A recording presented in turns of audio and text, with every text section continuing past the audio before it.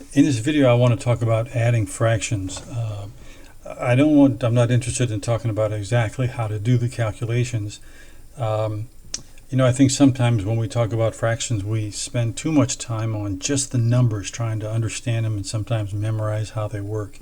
And I think we don't always get a good understanding of really what's going on and why we do some of the things that we do. So in this one, I just wanted to sort of look at this from a high level and try to add to your knowledge of fractions. All right, so let's take a look. So here, before we do the fraction, let's spend just a little bit of time on adding whole numbers. So this is sort of a stack of numbers you can see across the top. That's 16, whatever. It's just a big rectangle. Underneath that is 12, and then the next 12, the arrow here shows that it goes off the page, right? It's too long. It doesn't fit on this. 2 8s make up 16. That's a good thing. I can squeeze 2 6s into 16, but then I'm going to run that third 6 is going to run me past the page. So that's just sort of what this indicates. And then of course I can get 4 4s out of 16. But anyway, just this general sort of a stack is useful for us to understand things. So what I want to do here is just to show a picture of what it might look like in the equation of 8 equals 4 plus 4. And so what I'll start with is the 8, right, which covers this much. And what I'm interested in is finding out the 4 plus 4 down here. I know that that's equivalent to 8. This area here, that's equivalent to 8 because if I look down this line here, the right edge of the 8, I'm looking for anything that lines up with that. So that lines up with the 8, and the 2 4s line up with 8. So when they line up, what that tells me is that this amount of the real estate is the same as this one. So this is kind of a key to these pictures, is to be able to look along the right edge of each of the rows in this stack and try to appreciate the fact that those represent equivalent amounts. So if we did if we did 6 plus 6 and 4 plus 4. So here is 12. So here I start with my 12, and now I'm looking up and down this line to try to find something that's equivalent to that amount of real estate, if you will. And I see the 6 plus 6 if I add 2 6s together. So the 6 and 6, that's equivalent to 12, right? That's what tells me that part. And then, we can also see that 4 plus 4 plus 4 equals 12 because, again, it lines up on the right. So, again, that rightmost part of the rectangle that we care about, anybody that lines up with that is equivalent to that, to each other. All right, let's try this with fractions. So now I've got the same kind of a stack, a little more complicated, some more rows, and each row here is divided into fractions. So I want to show 1/4 plus 1/4 is 2/4. So just like we did on the other one, so here's my 1/4 to start with, right? I add another fourth to it. So this represents the 1/4 plus the 1/4. Now I'm trying to find what's equivalent to that. So again, I'm going to look down the right hand side and I can see, well, of course, right here it's already in the row of fourths. So I can see 1/4 plus 1/4 is equivalent to 2/4, which is what that whole from here to here, what it represents. And I can find other equivalent fractions to this just by seeing, do any other parts of a fraction line up along this line. So I start at the top and I see, well, 2/4. I can see, oh yeah, right here, that's 1/2 from here to there. So I know that's equivalent to 2/4 because they both cover up this much of the rectangle. Looking down and see any more, I see here fifths, right? They don't line up. It's more than 2/5 but less than 3/5. So that's not equivalent to 2/4. Here's this one does, right? That's 3 6 from there. We know that's equivalent to 2/4, which is equivalent to 1/2. Here's 4 8. Here's 5/10. So all of these are equivalent. 4 8 is equivalent to 5/10. And then at the very bottom is equivalent to 6/12. So these are sort of a pictorial representation of what equivalent fractions look like. Let's try another one here. 2/5 plus 2/5. Again, so I start here, I got this much, and then I added 2/5 to it, and if I stay in the fifth row, I end up right here, and I can see I get 1, 2, 3, I've got 4/5, so I know that 2/5 and 2/5 is 4/5. And let's see if there's any equivalent fractions here, right? So I started at the top, well, 1/2, no, that doesn't line up. Thirds, fourths, nope, nope, nope, nope, nobody's lining up here, all right? Except I get down right here to the tenths, right? That lines up exactly the same.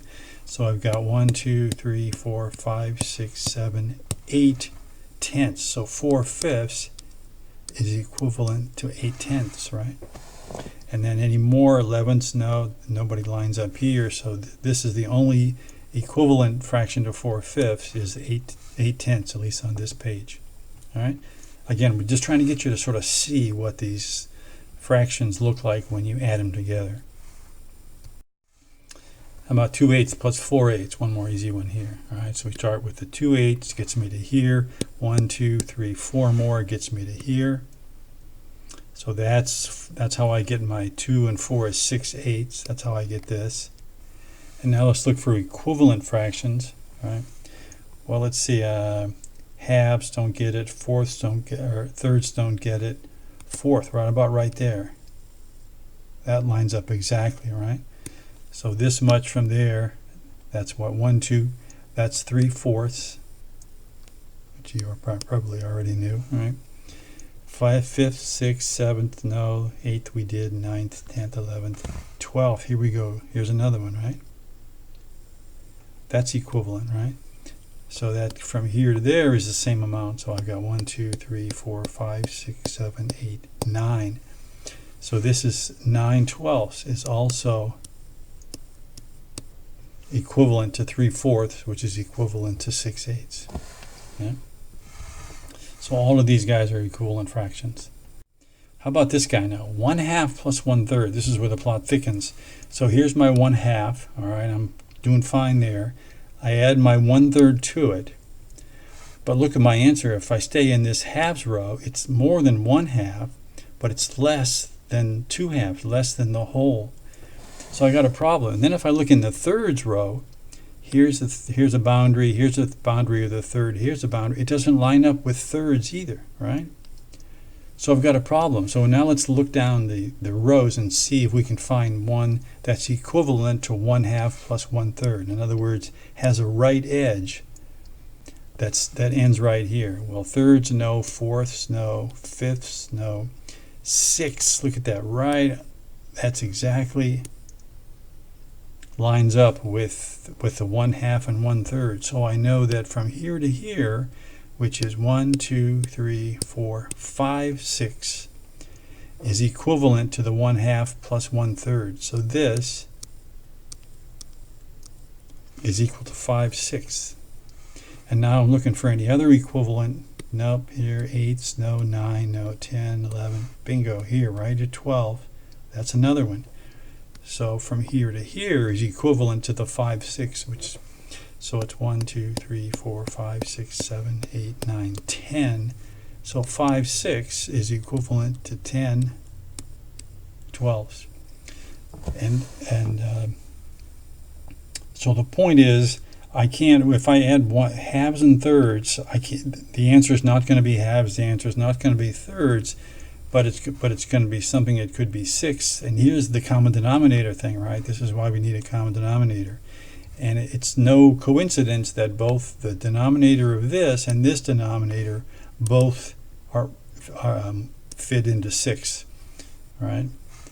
Same thing with 12s, right? So the whole idea is that this is what I'm trying to show you here is when you have two fractions that had different denominators, then you're going to have to find a common denominator, split them up split them both into the same number of pieces. In this case, either 6 or 12, if you want to be able to add those guys. All right, let's look at another one. 1/4 plus 3/6. Again, here's my 1/4, right? And I add 3/6 to it. So I don't. It's not going. The answer is not going to be fourths because they don't line up with this. It's not going to be sixths because they don't line up with this. So if I can see what the answer is going to be by looking for an equivalent fraction to these guys. So I'm looking down at the sixth, fifth, no, fifth, sixth don't match, sevenths, no, eighths, no, they don't line up, ninth, 10th, 11th, how about 12ths, right there. So this 1, 2, 3, 4, 5, 6, 7, 8, 9 12ths is equivalent to 1/2 plus 3/6. And again, here's our common denominator is the 12, right? 4 goes into 12 and 6 goes into 12. So if we were to calculate it, that would be the common denominator we use.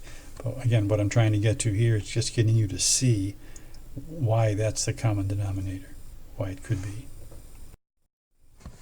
All right, so just a couple of those. We'll talk about these more in class, but again, all I'm interested in doing here is just trying to get a picture that you can get in your head so you have some idea of why do we have to do common denominators when we're trying to add fractions. We'll talk a lot more about this in class, but for the time being, I hope this has been a little bit helpful. And we are done.